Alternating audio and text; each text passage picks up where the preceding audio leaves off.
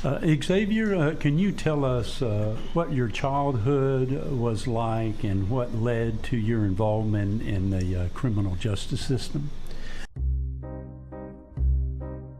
By the time I was 13 years old, unfortunately, I had 19 arrests and 7 convictions, where eventually I became responsible, unfortunately, for a first-degree murder. What was mostly unspoken in my childhood, throughout my detentions and throughout the trouble I had experienced, was the fact that I was living in a very abusive and neglectful environment. The judge said that I was incorrigible. When he said that, I didn't really understand what the word meant, and I remember going back to the bullpen waiting to find out the outcome of my transfer hearing. And I remember the public defender told me, he said, the judge meant that you would never change. And I remember looking back upon my transcripts, the state's attorney stated, the defendant has an extensive juvenile arrest record indicative of a violent nature, and under no circumstances should be considered for early release.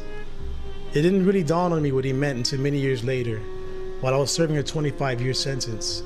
And it dawned on me that what he was saying is that my nature was corrupt, that I had a violent nature, that there was really no redemption within me, and that I was irredeemable in a way that unfortunately many of our children have been characterized over the years. But fortunately for me, I had a light at the end of the tunnel. I knew that one day I would be free. The truth is that I did grow, I did mature, I did become increasingly more remorseful. I did wake up in a prison cell at the age of 18 and decided that I didn't want to live that life any longer. I ended up getting an Associate of Arts, Associates in General Education, a bachelor's degree in social science. I had a 4.0 GPA, was inducted into the Franklin Honor Society for Outstanding Scholarship, was excelling academically, growing spiritually, and having a dream that slowly was becoming realized. And by the age of 26, I was able to walk out of prison doors with a mission to advocate on behalf of at-risk youth, a mission that was driven by a desire not only to live out my eternal apology to society and to the victim's family, but also to create a better legacy for my own life, because I knew that that's not who I really was inside. And so I guess what we're really hoping for here is to provide a light at the end of the tunnel for these individuals, so that those who truly change, those who have demonstrated positive change, can have an opportunity. And so they'll have to wake up in a prison cell and looking in the mirror at an aging face and knowing in their heart that they're not the same person, but still have to live out that existential nightmare because of a horrible decision they made when they were children. Oh, hold on. Good afternoon, you're on the air. Hey, I wanted to comment on the story that young man, Xavier, I believe, just gave. Yes. Listen, it really made you think. Because if you had asked me before I heard his story of what the possibility of parole meant for him when he was in prison, I would have just focused on the crime, and you killed somebody, and I think I don't want that person released to kill somebody else, you know. But so I would have been in favor of life imprisonment without parole, no matter what your age was when you committed the crime.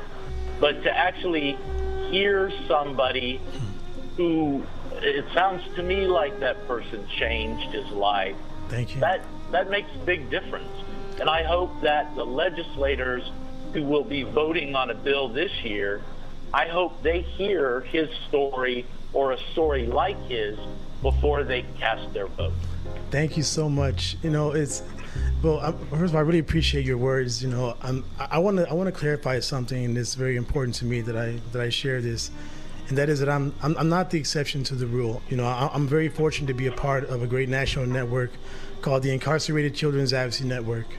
Currently, we have 45 members in 18 states, and many of these individuals have stories much like mine. In fact, some of them were actually sentenced to life without parole in childhood, but because of the legal interventions, U.S. Supreme Court decisions, and other matters, they were able to come out, reinvent themselves, recreate their lives, and be living examples of positive change. So I just want to clarify, I'm certainly not the exception to the rule, but I was definitely given exceptional opportunities, and I'm very appreciative of that, and I'm mostly appreciative of your words, because that is what we hope to accomplish here, to help people recognize the humanity of these children, to recognize their great potential, and that no child is born bad. Thank you. Thank you, sir, for your call and your comments.